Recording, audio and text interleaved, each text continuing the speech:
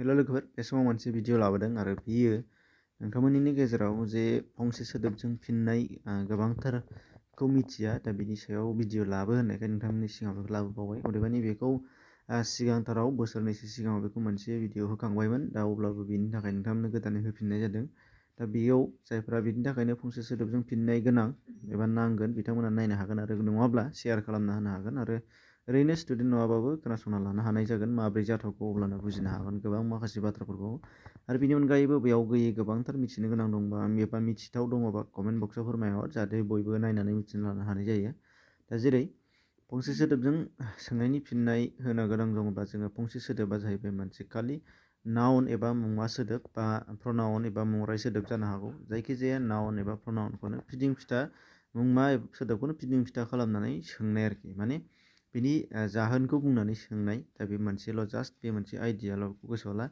दा जेरै इंलिसावबो दङ बा गुबुन गुबुन रावफोरावबो थायो बेबायदिनो जेरै जाय अमा दोनग्रा न'खौ मा बुङो दा बे मोनसे जायगानि नाम नाउन बेबो दा नङाबा सोमोन्दो सोदोबखौ लानानैबो सोंनो हागौ बेफोरबायदि माखासे टाइप्स बाहागोआव लानानै नोंथांमोननो बेयाव होनाय जादों जाहाथे आइडिया मोनो फार्स्टआव नागिरनो जोङो फार्स्ट जिहेथु सोमोन्दो सोदोबफोरखौ जोङो फंसे सोदोबजों सोंनाय फिननाय खालामनो हायो होनदों सोमोन्दो सोदोब माने किनशिप टार्मखौ माने नोंनि आइ बिफा बेनिफ्राय आफानि हिन्जाव आइ आदै आदैनि हिन्जाव मादै दा बेबायदि आब'नि मा होनो फिसाय गुमै दा बेबायदि माने सोमोन्दो सोदोबफोरखौ मोनसे जोङो मिथिनानै लाजोबथारनो गोनां दङ बेनिफ्राय जोङो फंसे सोदोब सोंनो हायो एबा सोंग्राया सोंनो हागौ दा बेखायनो दा फंसे सोदोबजों सोंनायनि नैबे सोमोन्दो सोदोबफोरखौ गासैखौबो सोंनाय जानाय नंला नाथाय नोंथांमोनहा बेखौ बयबो मानो होनबा जोङो साफ्रोमबो मिथिखागौ ओमफ्राय जायफ्रा टाउनाव थायो बा जायफ्रा इंलिस मिडियाम बा जायफ्रा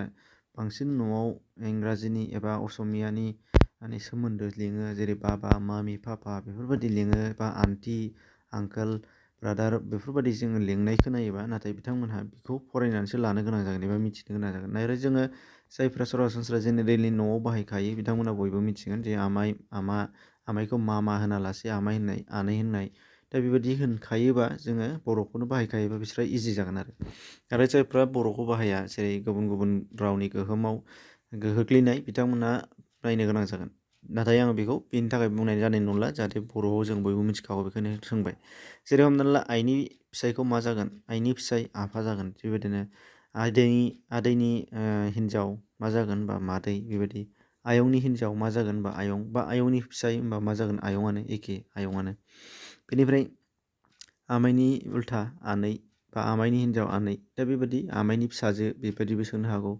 आमाइनि फिसाज्ला बेबायदिबो सोंनो हागौ जायखिजाया नोंनि हिन्जावनि बिफा होनबा मा जागोन बिहाव बा आफा बेफोरबायदि जा सोंनाय दा बेफोरखौ मिथिना लानो गोनां जागोन दा बे फार्स्ट टाइम बेखौ आं खिन्थाग्रोबाय दा बेनिफ्राय मोनसे जाहैबाय केरेक्टारखौ लानानै होनदों एबा आखुखौ लानानै होनदों आखु एबा बेनि हुदाखौ लानानै सोंनाय जायो दा बेखौबो गोसोआव लादों 2 नाम्बार पइन्ट हिसाबै लादों आखु एबा हुदाखौ लानानै सोंनाया जाहैबाय मा क्लियारलि नोंथांमोना बेखौ कमप्लिटलि नायजोबा बुजिनो हागोन बे जाहैबाय आखु एबा हुदाखौ लानाया जोङो नुनो मोननाय जागोन जे जेरै सोरबा सासे मानसिया जेखौबो जाग्रा माने नुबानो जानो लुबैग्रा एबा जेखौ बेखौनो जाग्रा मानसि दंबा बेखौ मा बुंगोन जासुला आरो जासुलि होननाय बुंनाय जागोन जुदि हौवाबा बेखौ जासुला होनगोन हिनजावबा जासुलि होनदों एखे रोखोमैनो बयखौबो अनग्रा मानसिबा बिनि आखुआ बयखौबो अनग्राबा बेखौ मा होनगोन अनसुला आरो अनसुलि होनदों बेनिफ्राय बांद्राय रागा जोंग्रा मानसिखौ मा बुंगोन जोङो थिउरिया होननानै बुंनाय जायो बेनिफ्राय हादर एबा हारिखौ अनग्रा मानसिखौ जों मा बुंगोन अनफावरि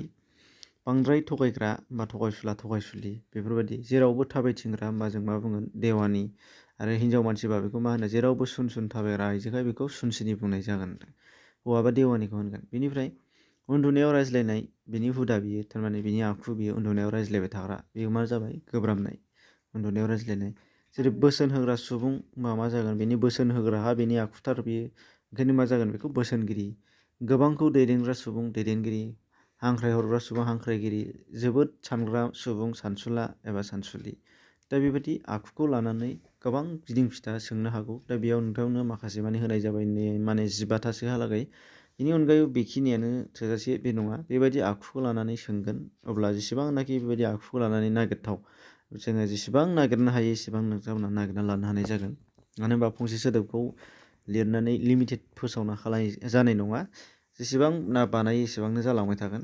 जास्ट आइडियाखौ होगोन आं दंखायनो बुंखादों आइडियाखौ लानो हागोन।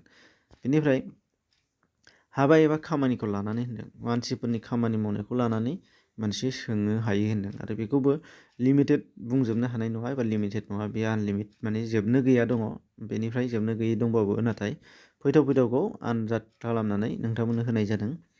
जेरै बेदर गोदाग्रा मानसिखौ जों मा होनना बुङो दा बेदर गोदानानै फानो जे दानथारो जेरै इंलिसावबो सोंगोन जाय बेदर गोदायो आरो फानो बेफोरबायदि दानथारु।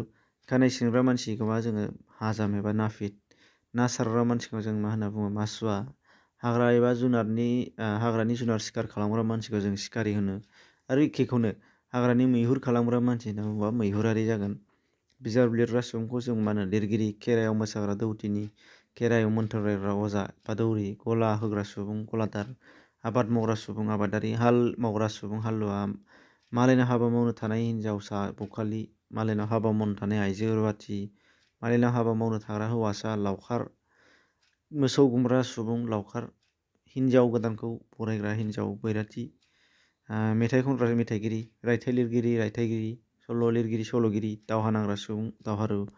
दा बेफोरबायदि सोरबा सासे मानसिनि खामानि मावनाय हुदा एबा माने खामानि मावग्रानि मुंखौ खामानि मावग्रानि नाउनखौ एबा मुंमाखौ सोंनाय समाव बियो फंसे सोदोब जागोन। दा बेनिफ्राय नेक्स्टआव नुनो मोननाय जागोन जायगाखौ लानानै होनदों। नेक्स्टनि मोनसे पइन्टआ जाबाय जायगाखौ लानानै मा फंसे सोदोब सोंनाय जायो। जायगाखौ लानानै सोंनाय फंसे सोदोबफ्रा माब्रै जानो हागौ नाय। जेरै ओंखाम संग्रा न', अखं एबा साहानि न', मा होनो न'मा न', बेबायदि मा होनो बबेबा पार्टिकुलार दाबसे जायगाखौ लानानै सोंनाय जागोन आरोखि। जायखिजाया जायगा जेरै सि सैनानै दोनग्रा जायगा सिबबा। आबाद मावग्रा जायगा आबादथिलि। मैगं फोग्रा जायगा मैगं थिलि। बेबायदिनो खोथिया फोग्रा जायगा खोथिया थिलि। बायदिसिना आबादजों लानानै जायगानि सोंनाय।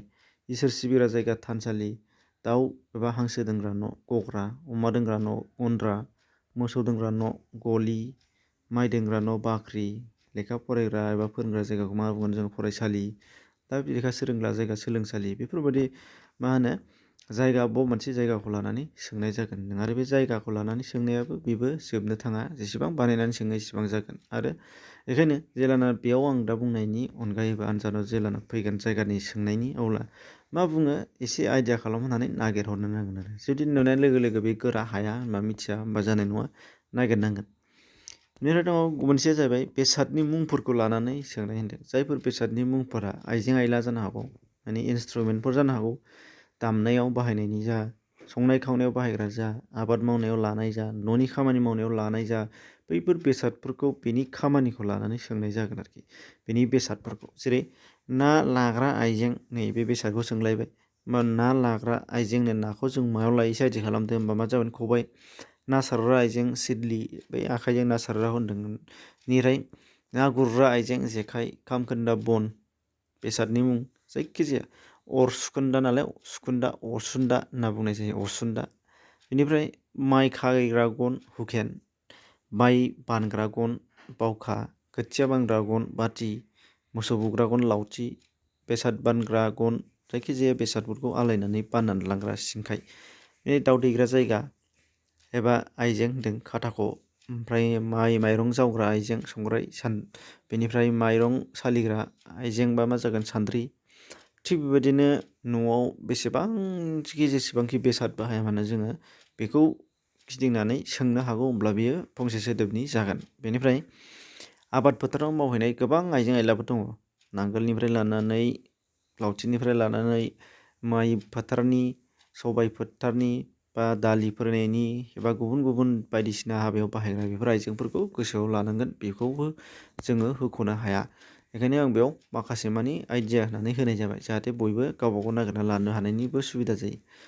बेनिफ्राय मोनसेया जाहैबाय बयनिख्रुइबो गोसोआव लासिननांगौ आरो जोङो बयखौबो आन्दायहोग्राया जाहैबाय गुबुन गुबुन पार्टिकुलार मुंमाफोर पार्टिकुलार अबेबा माने गोबाव समजों बाहायजाग्रा गोबाव समजों माने खोनाग्रा बा बबेबा मोनसे नुबाय थायो बाहायबाय थायो नाथाय खोनाफेराखै नामफोरखौ खोन्थाफेराखै नामफोरखौ बा बुंफेरजाबाय थाया बेफोर मुंफोरा नैबेफोरबायदिखौ जों बावो आरो दा बेखायनो बेफोरबायदि बावथावथावफोरखौल' जोङो गोसोआव लानो गोब्राब नाथाय माखासेफोरखौ जोङो महरखौ नुबा गोसोखाङो आरो नामखौबो खोनाखाबायबा बेखौ जों थाब हायो महरखौ गोसोखांनानै नाथाय महरखौल' नुदों नामखौनो मिथियाबा बोरै मिथिनो हाखो नुबाय थादों बे बुस्थुखौनो दांगासिनो दं नाथाय बिनि मुंखौ मिथियाखैबा बेखौनो सोङोबा जुदि जों मिथिनाय नङा दा बेखायनो एक्जेक्टलि बेबादि माखासे जोंनाव दङ सोदोबफोर बेफोरखौसो जोङो गोसोआव लानो नांगोन दा बिनिनो माखासे एसे बुरजा होनाय जादों बिनिफ्राय आरो गोबां दंबावो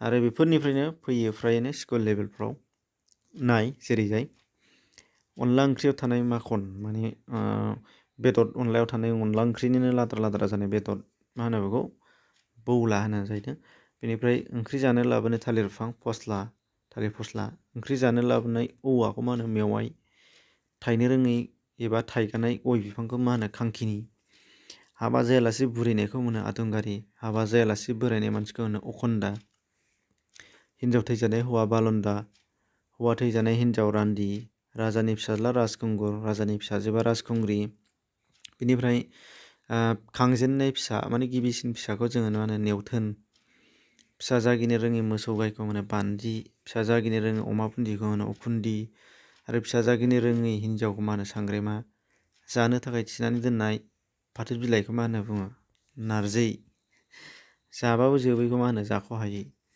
खर'आव खानाय गैयि सुबुंखौ मा होनो लान्था बेबायदिनो आइडिया लादो बा लान्थि हिन्जाव मानसिबा खोमा खोनायै सुबुंखौ मा होनो बेंगा बेंगि रायज्लायनो रोङिखौ मा होनो बबा बबि मेगन नुयैखौ खाना खानि आथिं रानख्रेबनाय सुबुंखौ मा होनो मोनिया आथिं थाबायनो हायि सावख्लि आथिं थोंसे थाबायनो हायि लेंग्रा लेंग्रि बा फ्रात फ्रित नङै सुबुंखौ मा होनो लोरबां दा बेबायदि गोबांथार माखासे दङ आरो बेनिफ्राय गोबांथार थाबावनो हागौ फैबाय थायो जेरै मेट्रिकआव मा होनो बयनिख्रुइबो देरसिन दाउदै मा बुङो बेखौ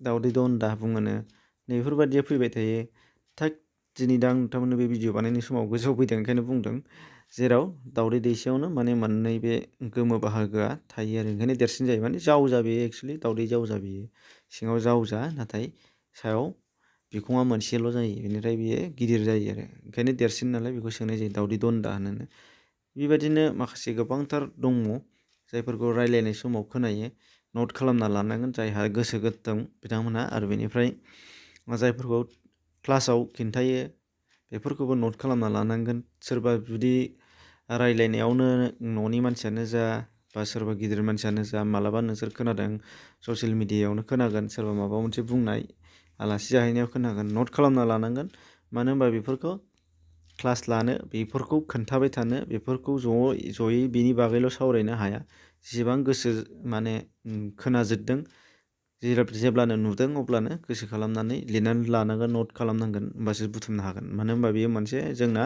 फक लिटारेचार माने मा खुगा थुनलाइनि बाहागो ओंखायनो गोदोनिफ्रायनो लिरनानै दोननाय गैया आरो लिरनानै दोननायनिफ्रायबो फैया मेट्रिकआव नोंथांमोना नाय जिसिबां फैयो बिनिनो अबेबा मोनसेया पार्टिकुलार माने बाहायबाय थाथारि बेबायदि एकदम माने कमन फैखागोन मोनसे नङा मोनसे दा बेबायदि दा बेखौनो नोंथांमोनजों लोगोसे शेयार खालामदोंमोन एसेनोसै बिनि लिंकखौ डिसक्रिपसनाव होनाय जादों बेजों हाबनानै नायनो हानाय जागोन नैबे पेजावनो लाबोनाय जादों नोंथांमोननो बे पेजखौ नोंथांमोना डिसक्रिपसनाव लिंक मोनगोन बेयाव फैनानै नट खालामनानै लानो हानाय जागोन दा जेखि जाया बुजिनो हाबाय जानांगौ जे सोमोन्दो सोदोबनि थानो हागौ आखुथायखौ लानानै सोंनाय थानो हागौ हाबा एबा खामानि मावनायखौ लानानै सोंनाय थानो हागौ जायगाखौ लानानै सोंनाय बेसादनि मुंखौ लानानै सोंनाय बेनिफ्राय गुबुन गुबुनाव जों बांसिन कालेक्ट खालामनो गोनां दङ शेयार खालामनानै हो जाहाथे बयबो मिथिनो हानाय जायो गोजोन्थों।